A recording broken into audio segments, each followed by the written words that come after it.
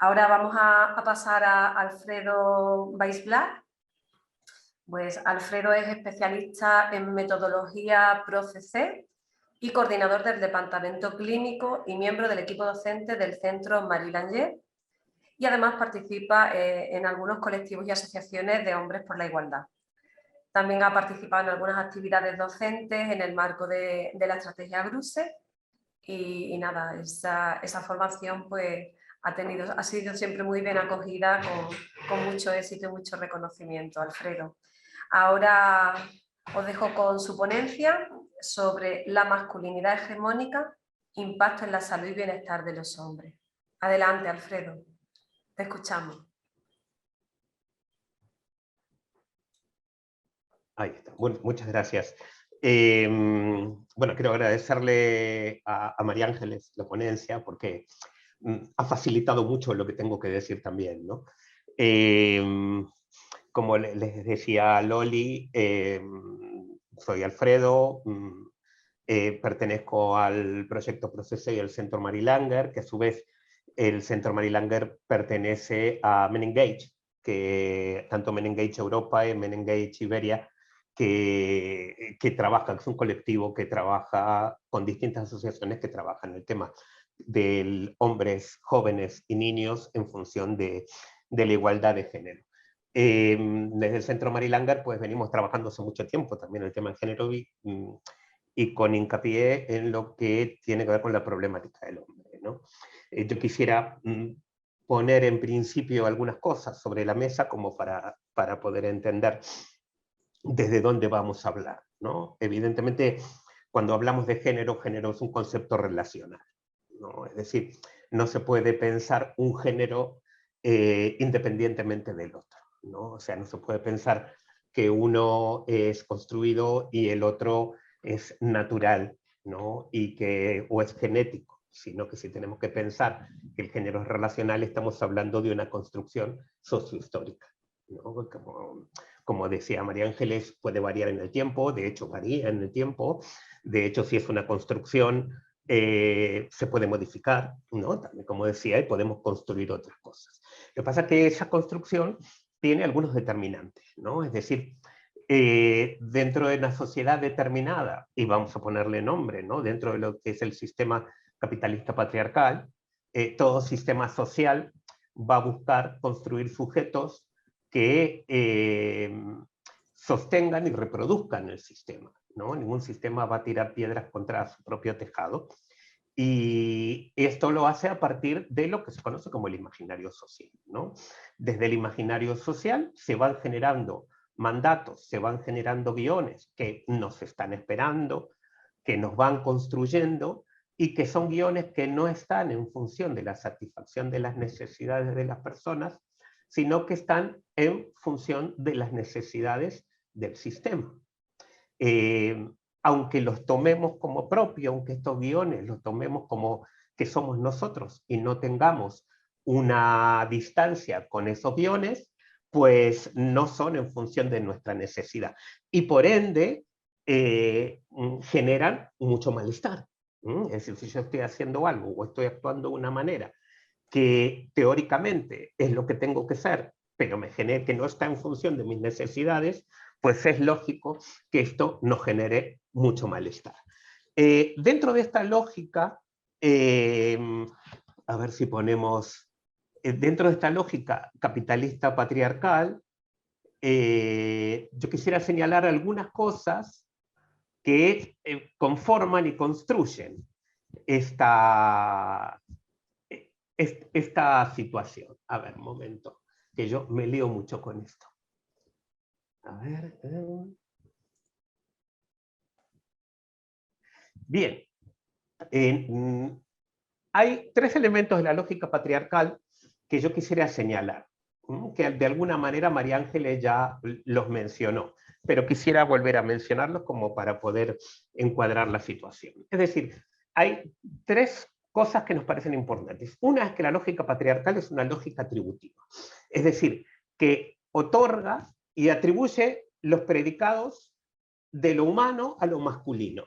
Es decir, hombre genérico es igual hombre particular. Y entonces, Lo humano será lo esencialmente masculino, ¿no? Y entonces, si lo humano es lo mayormente o esencialmente masculino, la mirada masculina será el centro de interpretación de la realidad, ¿no? Esto tiene que ver con el androcentrismo que mencionaba María Ángeles, ¿no? También es una lógica binaria, es decir, que solo tiene dos lugares, ¿sí? Solo tiene dos posibilidades, es decir, aquel lugar que posee el atributo de esta lógica atributiva y el otro lugar que no posee el atributo de esta lógica atributiva, que es lo masculino. Con lo cual, la que tiene esa lógica, la que tiene ese atributo, será valor de verdad, será A, ¿no? Y la otra parte se construye como negativa, se instala como negativa de A. Es decir, que si hay dos lugares, no pueden ser A y B, porque si son A y B, puede existir C, puede existir D, puede existir E, sino que es A y no A. ¿Tiene el atributo o no tiene el atributo? ¿Sí? Y en este binarismo, pues se establecen muchas de las cosas que conocemos, sujeto-objeto, quedando sujeto del lado del hombre, objeto del lado de la mujer, ¿no? Razón, emoción, público-privado, trabajo-cuidado, etcétera, ¿no? Como que desde esta mirada de lo humano se genera esta partición binaria donde algunas cosas pertenecen a uno de los polos y otras al otro polo. Y luego, que de ahí hay un pasito que es una lógica jerárquica. Es decir, esta diferencia se jerarquiza, ¿no? Es decir, y entonces algo que sería diverso o diferente pasa a ser superior o inferior. Y lo otro pasa a ser algo suplementario o complementario. Entonces, digamos, desde este material, desde esta cuestión, vemos que lo masculino queda del lado de lo humano, lo esperable, lo saludable, lo superior, la medida de las cosas, ¿no? La mirada de las cosas, será quien tenga siempre razón, y esto claramente genera unos privilegios, ¿no? Que ya los vamos a abordar también un poquito más adelante. Pero esta misma lógica, al ser lo masculino el signo de los tiempos, ¿no? Al ser el signo de lo valorado, el signo de lo positivo, el signo de lo existente, lo que hace también, a su vez, es obturar la pregunta sobre lo masculino, ¿no? Es como que esta diferenciación, que es una construcción sociohistórica, se naturaliza, ¿no? Y entonces queda como que lo masculino es per se y se borra todo lo que tenga que ver con la construcción.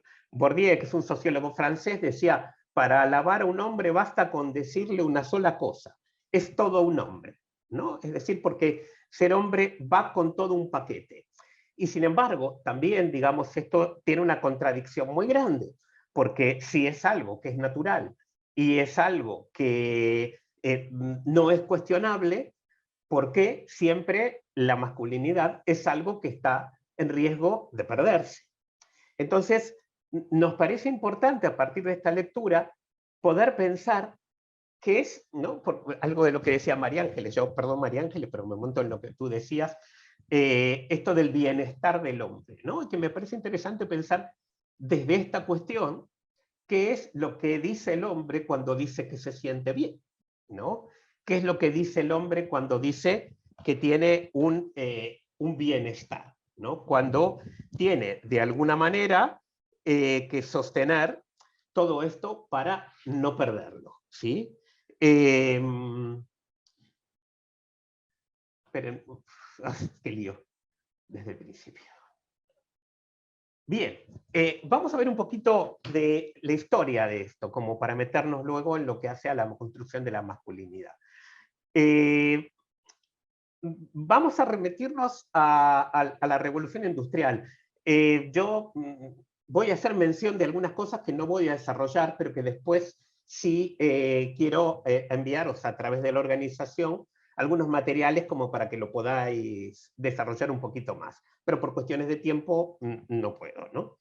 En la revolución industrial se da la disolución del feudalismo, es decir, Las personas estaban en el campo, estaban ejerciendo su trabajo, obviamente con un punto de esclavitud, pero el feudalismo no se disuelve solamente por una cuestión de buena voluntad de los señores feudales, sino que en el auge de la revolución industrial, las personas no hacen falta en el campo, sino que hacen falta en las fábricas.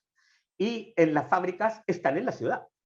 Con lo cual se da todo un movimiento hecho a sangre y fuego como para llevar las personas que estaban en el campo trabajando en ese trabajo feudal a la fábrica, ¿no? Y en la fábrica, en principio, entran todas las personas, entran niños, mujeres, hombres. Y esto, claro, evidentemente no todos soportan de la misma manera, no todos soportan el mismo ritmo de trabajo, porque eso de las 8 horas semanales evidentemente no existía, y al juntar, dice María Jesús Izquierdo, al juntar los hombres y las mujeres se producían situaciones que atentaban contra la producción. ¿Por qué? Porque el capitalismo en sus inicios necesita planificar una producción, es decir, si a mí me piden 1000 tornillos, necesito saber cuánta gente voy a tener durante cuánto tiempo para producir esos 1000 tornillos, ¿sí? Pero ¿qué pasa? El hombre, después de jornadas terribles y agotadoras, en vez de ir a la casa, iba al barril, iba a la taberna. Y entonces, al día siguiente, el dueño de la fábrica pues no sabía con cuánta gente y en cuántas horas iba a poder contar con las personas que le hacen falta. Entonces, en un movimiento social, una constructo social, una ingeniería social muy fuerte, se plantea sacar a la mujer de los prostíbulos y los conventos para sacar al hombre de la taberna. Y de esta manera generar la familia nuclear, ¿no? En ese momento es donde se construyen dos mundos. El mundo del trabajo, el mundo doméstico, el mundo de la producción, el mundo de la reproducción, y se toma como trabajo solamente el que es trabajo asalariado, es el único que tiene valor. El trabajo de cuidados se invisibiliza, el trabajo doméstico se invisibiliza, se hace por amor, ¿no? Y no por dinero. De hecho, hoy día, digamos, una mujer que cuida, o un hombre que cuida a su familia o a sus padres y madres o a sus hijos y hijas, no es un trabajo, no se considera trabajo. Sin embargo, si va a cuidar a los hijos de otro y cobra un salario, sí se considera trabajo. Entonces, en este momento, lo que se genera es una división muy grande en lo que hace a los roles de género, ¿no? Se construyen en función de las necesidades del sistema. Nosotros hablamos de los supuestos falsos desde el Centro Mary Langer, que es un potente instrumento explicativo hecho por la doctora Mirta Cuco, que es la directora del Centro Mary Langer, que es un complejo entramado entre expropiaciones y asignaciones, ¿no? ¿Esto qué quiere decir? Como si hay dos personas, dos seres humanos que tienen las mismas necesidades emocionales, físicas, etc., una se transforma en un engranaje de cuidado para el sistema capitalista para sostener la producción de ese hombre trabajador, y otro se transforma en un engranaje de trabajo. Evidentemente, esta construcción en engranajes está relacionada absolutamente con la violencia, ¿no? Con una violencia estructural que aplica el sistema sobre las personas, ¿no? Tanto mujeres como hombres. Sin obviar que esa violencia tiene una deriva del hombre hacia la mujer, porque es quien tiene que sostener ese sistema de desigualdad, ¿no? Y es el encargado de sostener y velar por proveer a las familias lo que es necesario como salario familiar. Entonces, cuando hablamos de expropiaciones, estamos hablando de no es lo mismo que quitarle algo a alguien. Es decir, yo le puedo quitar un boli a alguien, ¿no? Y le pido, mira, me das el boli. Y después, cuando me voy, puedo no decirle nada y querer llevarme el boli, y esta persona me dice, oye, que te estás llevando mi boli. Pero en la expropiación, lo que se quita es no solamente el objeto, sino también la conciencia de propiedad. Es decir, que aquello que se me expropia como se me expropia también la conciencia de propiedad, no lo puedo reclamar. Y entonces hay una serie de expropiaciones que se hacen sobre la mujer para transformarla en este engranaje de cuidado y que luego se asignan al hombre, porque hay expropiaciones y asignaciones, de las que, bueno, ya muchas ha hablado María Ángeles, ya son conocidas, ¿no? Se ha trabajado muchísimo y el feminismo ha hecho un trabajo maravilloso como para poder visibilizar cuáles son estas expropiaciones de la mujer para transformarla en ese engranaje de cuidado. Pero también es importante entender que si estamos hablando de el género como relacional, para transformar a ese hombre en un engranaje de trabajo, también se le han expropiado cosas, ¿sí? Y como decíamos, expropiar implica la no posibilidad de reclamar y la naturalización de que esto es así.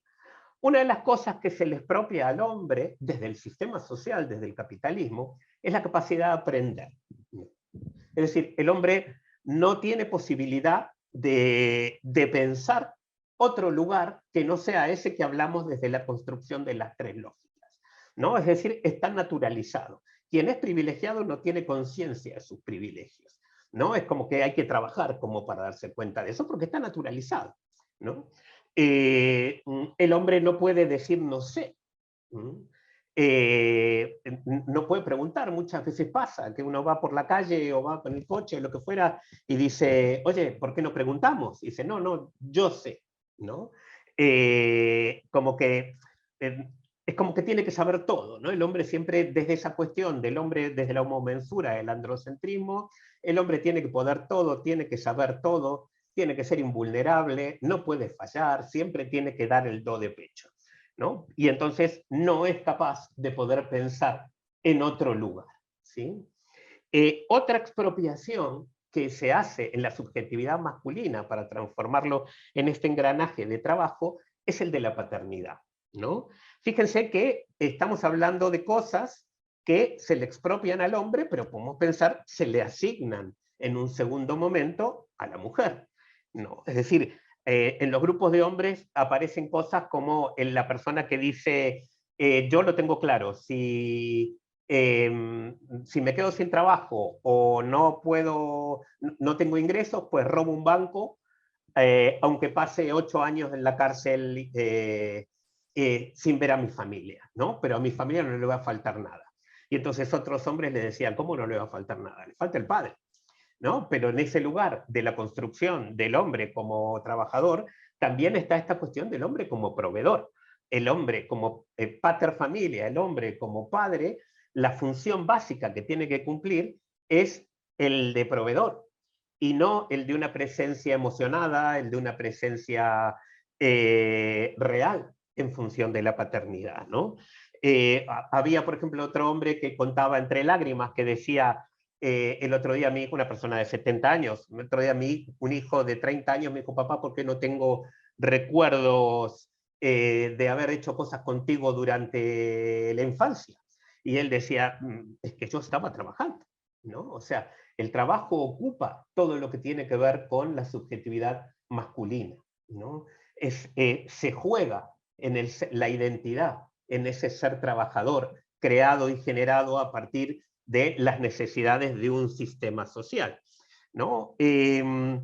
Otra cosa que se le expropia al hombre es la articulación de los movimientos en la vida cotidiana, ¿no? Es decir, el hombre muchas veces piensa que vive en Hogwarts, ¿no? En el castillo de Harry Potter. Abre la nevera y dice, no hay leche, ¿no? Y entonces es como si esperara un movimiento de repente la leche vendría volando del supermercado, ¿no? Se abriría la nevera y se metiera, ¿no? El hombre no es capaz de decir no hay leche, mirar qué otras cosas no hay, hacer una lista de la compra e ir, ¿no?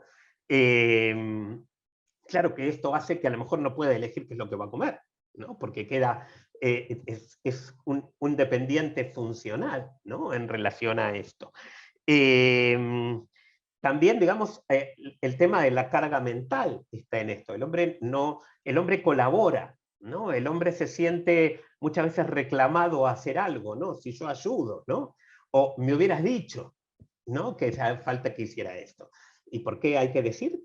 ¿No? Si justamente no se trata solamente de compartir las tareas, sino de compartir la carga mental que estas tareas implican, ¿no? Ayer una mujer me decía, mi compañero tiene la obligación de sacar la basura, pero se lo tengo que recordar yo, ¿no? O sea que el hombre saca la basura, pero la carga mental de acordarse de que alguien tiene que sacar la basura sigue siendo de la mujer, ¿no? O sea, incluso en cuestiones que tienen que ver con los cambios que evidentemente están sucediendo en esta época, había un hombre que decía, yo plancho, ¿no? Yo plancho toda la ropa, pero no la guardo hasta que la vea mi compañera, ¿no? O sea, ella tiene que dar el visto bueno, ¿no? Es como esta cosa de colaborar, de hacer y que el otro reconozca, ¿no? Cuando se trata de hacer cosas que tienen que ver con las necesidades de todos y todas.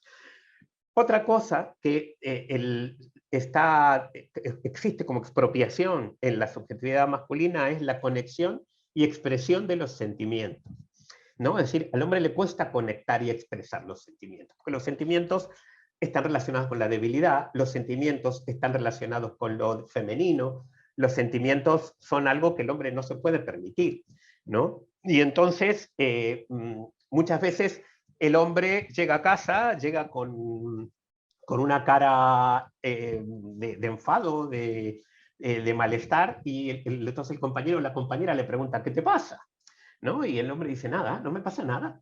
¿No? Dice, pues bueno, que la cara que traes, dice, no me pasa nada, no me busques cosas. ¿No? Es como que no solamente le cuesta expresar, sino que también le cuesta conectar con los sentimientos. Hay dos sentimientos, es como que desde lo que es la construcción del rol, hay dos sentimientos que están como permitidos, ¿no? Que son la ira y el enfado, ¿no? Es decir, entonces el sentimiento, puede que sea tristeza, que sea frustración, que sea de angustia, la manera de expresarlas que tiene es a través de estos dos que sí están validados como posibilidad de expresión de sentimientos. El hombre genera una coraza, ¿no? Con los sentimientos. Tiene que estar hipervigilante siempre como para no meter la pata, ¿no? O sea, no pisar el palito, como para no perder las características estas de lo masculino que decíamos cuando hablábamos de la lógica patriarcal. Otra cosa que se le expropia al hombre es el tema de los cuidados y los autocuidados, ¿no? Es decir, el hombre no cuida, el hombre no sabe cuidar, el hombre no se le ha enseñado a cuidar, porque aparte se le ha asignado, ¿no? El cuidado a la subjetividad femenina, ¿no? El hombre no es consciente de su vulnerabilidad, ¿no? El hombre se relaciona con su cuerpo muchas veces como se relaciona con una máquina, ¿no? Con una herramienta. Y entonces había un autor que decía, hasta que el cuerpo aguante, ¿no? Y esto hace que tenga que hacer pruebas de hombría, ¿no? Acuérdense que esto que les decía, la masculinidad es algo que se puede perder, ¿no? Y entonces constantemente hay que ejercer estas pruebas de hombría porque esa condición se puede perder. Y como última, también quiero mencionar la sexualidad placentera, ¿no? La sexualidad saludable. Es decir, el hombre tiene esta situación frente a la sexualidad como el de hacer muescas en la pistola, ¿no? O sea, si aquí te pillo, aquí te mato.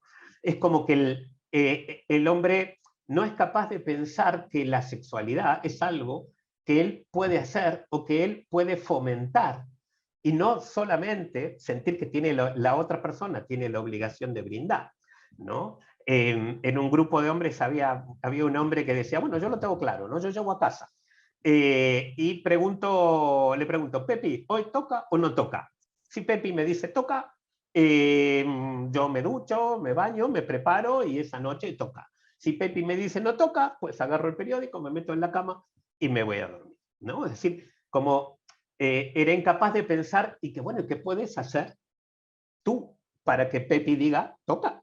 ¿No? Es decir, ¿cómo puedes favorecer tú que haya una disposición? ¿Qué pasa? Hablas con ella, le preguntas por el día, la agasajas, le reconoces lo que hace, ¿no? Es decir, porque, digamos, esto también implica poder entender que la sexualidad, en esta cuestión de los consensos, se produce por lo que hagan las dos partes y no solamente una, ¿no? Entonces yo quiero remarcar, como diciendo un hombre que no tiene que ocuparse de su casa, que no tiene que ocuparse si hay comida o hay papel higiénico, que no tiene que ocuparse de sus hijos más que como proveedor, que no mide el riesgo, que usa su cuerpo como herramienta, que no puede conectar con las emociones que le genera esta construcción de rol, díganme si no es el trabajador ideal, ¿no? Por eso nosotros hablamos de una problemática silenciada en el hombre, porque los privilegios le tapan la boca, ¿no? Porque la expresión y la ejecución del rol hegemónico que tantos malestares genera en estas expropiaciones, le tapa la boca, ¿no? No puede cuestionarse, no puede encontrarse con su vulnerabilidad. Tiene que ser, como decíamos, evidentemente están todas estas expropiaciones, son como la contracara de los privilegios, ¿no? Si hablamos como privilegios, ser siempre fuerte, no puedo ser vulnerable, no puedo expresar mi emocionalidad. Siempre a mesa servida, entonces estoy en una posición absolutamente dependiente, o sea, hay que trabajar la autonomía con los hombres. Tengo derecho a ser cuidado, ¿no? Como privilegio.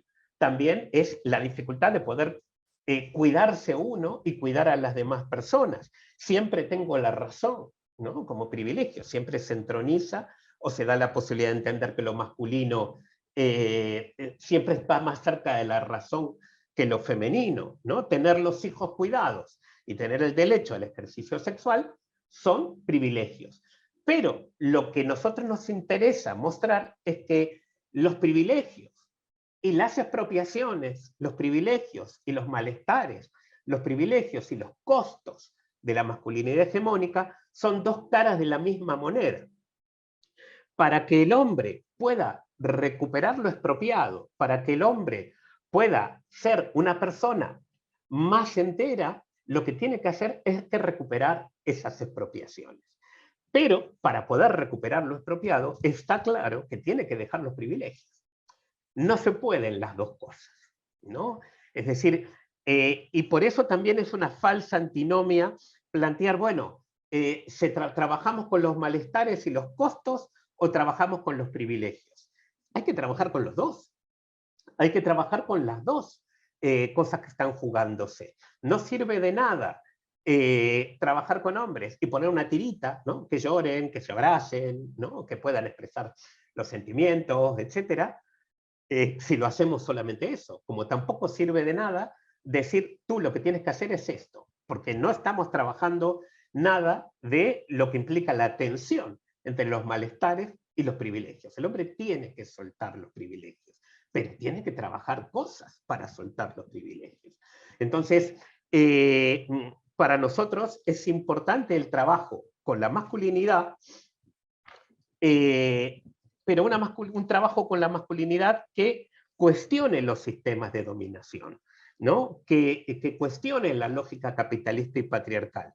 Cuestionar una identidad que da tantos privilegios como malestares, ¿no? Y el trabajo con los hombres es fundamental, porque la compañera, y no vamos a meternos en el tema de violencia, como decía María Ángeles, porque es un tema que nos ocupa muchísimo más tiempo, pero como muchos hombres decimos, la violencia de género es un problema de los hombres que padecen las mujeres, ¿no? Entonces, es momento ya, por todas las cuestiones, por los cuidados, por lo humano, por el trabajo, por la igualdad, trabajar con el colectivo masculino y cuestionar todas estas cuestiones de invulnerabilidad que lo hacen menos humano, menos igualitario y menos cuidador.